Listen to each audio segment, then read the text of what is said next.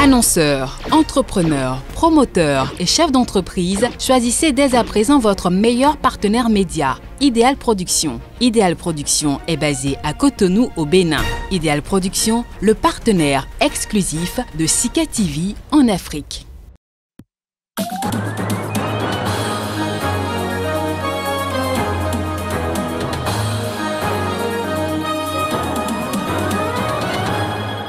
Au sommaire de cette édition, le colonel Assimi Goïta est rentré ce lundi au Mali avec pour tâche première de nommer un nouveau Premier ministre de transition.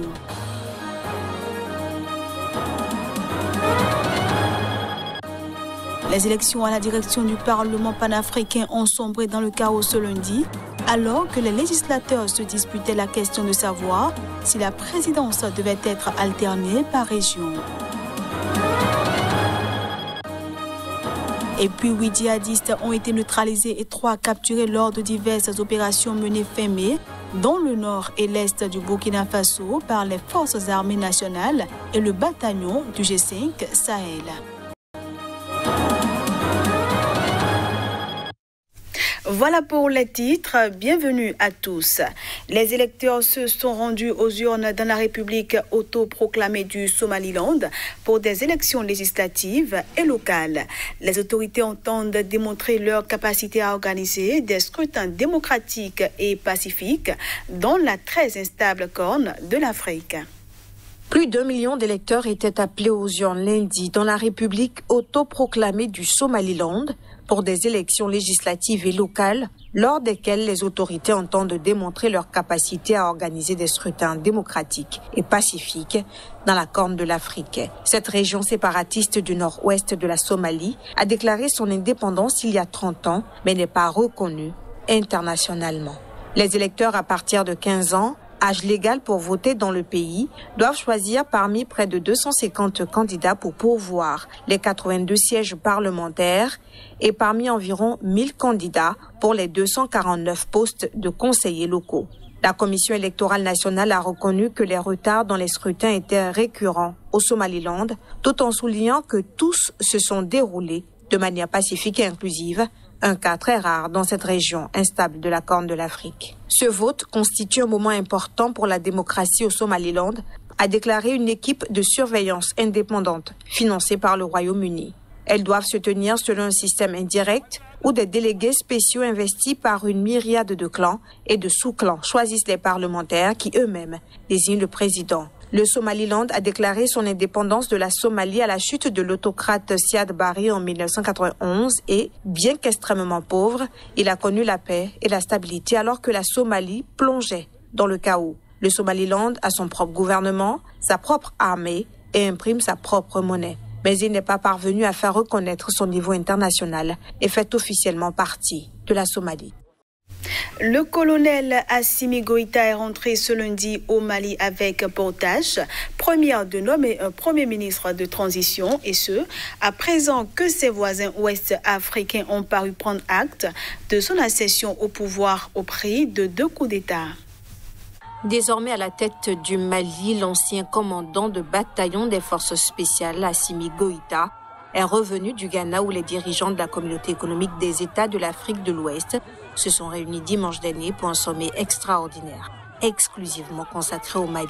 Et il devait trancher l'épineuse question de la réponse à apporter au deuxième coup de force, mené en 9 mois par le colonel Goïta et les colonels putschistes d'août 2020. Lors de ce sommet, les chefs d'État ouest-africains ont décidé de suspendre le Mali de leur organisation sous-régionale commune après le double coup d'État qu'ils ont condamné tout en se gardant d'autres sanctions. Ils réclament la nomination immédiate d'un nouveau Premier ministre issu de la société civile. Les dirigeants africains exigent aussi la libération immédiate des anciens présidents et premiers ministres de transition arrêtés et écartés du pouvoir avant que le colonel Assimi Goïta ne soit déclaré président. Les 2 anciens dirigeants sont rentrés chez eux mais sont assignés à résidence, a affirmé la CEDEAO. Parlons toujours du Mali, la France a posé ce lundi comme priorité absolue le maintien de la tenue d'élections en février 2022 après le 2e coup d'État. Elle s'aligne ainsi sur l'une des exigences de la CEDEAO après le sommet extraordinaire de ce dimanche.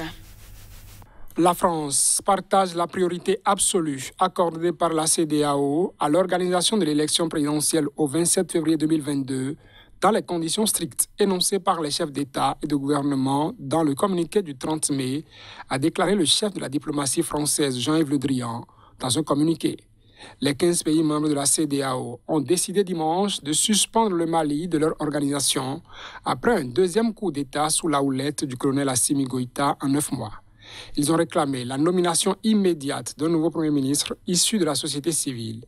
Ils n'ont pas demandé en revanche le rétablissement des ex-présidents Bandao et Premier ministre Moktawan dans leurs fonctions.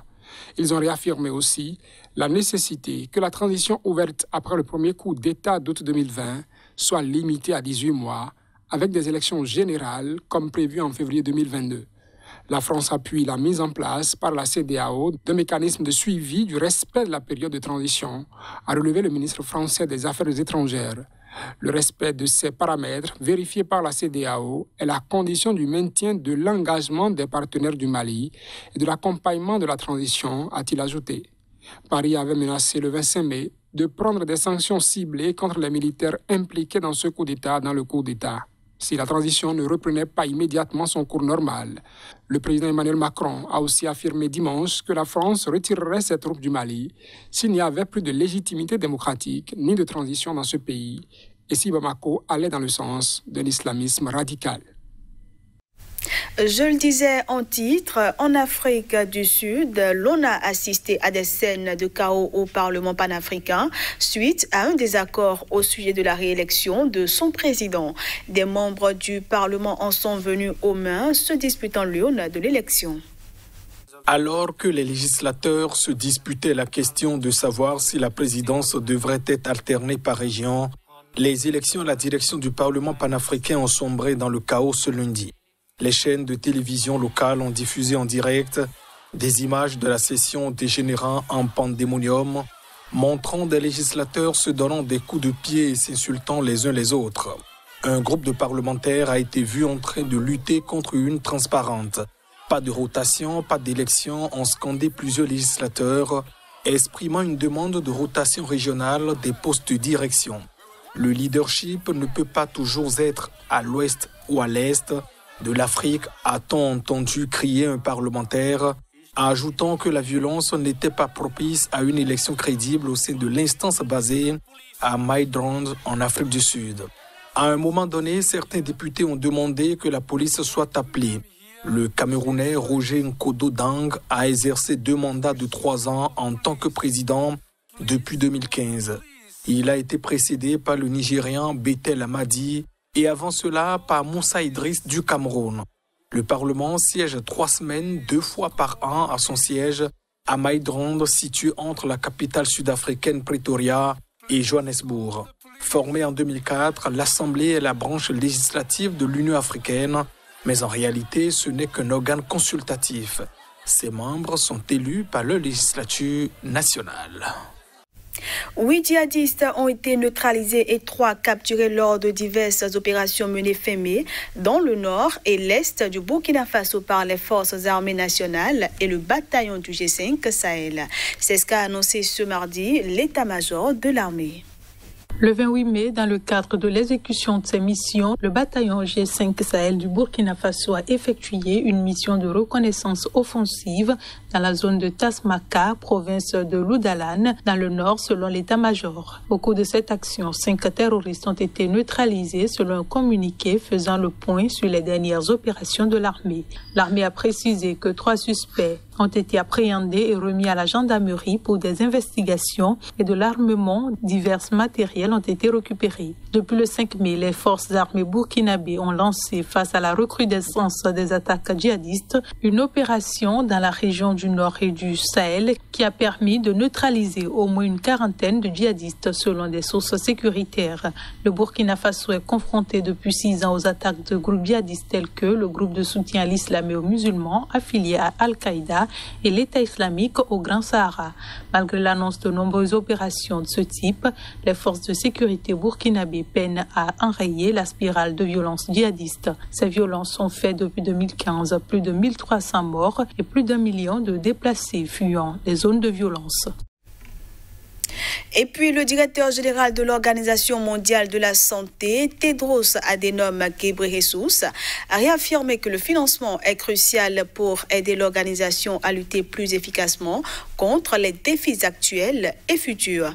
1 an et demi après le début de la pandémie de Covid-19 qui a tué plus de 3,5 millions de personnes, les États membres ont convenu de renforcer l'organisation au cœur de la réponse mondiale à la crise. Le chef de l'OMS a salué lundi la décision historique des pays membres de renforcer l'agence après une crise qui a mis à nu ses défaillances, mais a souligné l'urgence d'un traité sur les pandémies pour éviter de répéter les mêmes erreurs. Plus d'1 an après le début de la pandémie qui a fait plus de 3,5 millions de morts dans le monde, les États membres de l'Organisation mondiale de la santé ont adopté, après une semaine de débats, une résolution sur le renforcement de l'organisation. Mais les contours de la réforme restent encore à définir par les pays, dont certains, soucieux de leur souveraineté, n'ont guère envie de donner plus de pouvoir à l'OMS. Les pays ont par ailleurs décidé de renvoyer à novembre les débats sur la nécessité d'adopter un traité ou une convention sur les pandémies, un instrument réclamé depuis des semaines par l'OMS et plusieurs pays, dont la France et l'Allemagne. L'utilisation adaptée et cohérente de mesures de santé publique associées à une vaccination équitable reste la solution. J'invite vivement tous les États membres à s'engager à soutenir l'objectif que j'ai fixé lundi, à savoir la vaccination d'au moins 10% de la population de tous les pays d'ici la fin du mois de septembre et d'au moins 30% d'ici la fin de l'année. Pour le renforcement à long terme de l'OMS, j'exhorte les États membres à saisir ce moment charnière et à se mettre d'accord sur un modèle financier durable en suivant les recommandations du groupe de travail. Pour l'instant, 16% du budget provient des cotisations obligatoires des États, le reste étant des contributions volontaires de donateurs publics et privés qui décident comment l'OMS peut les utiliser. Et voilà, mesdames, messieurs, ce sera tout pour cette édition. Merci à tous de l'avoir suivi. L'information continue sur Sika TV.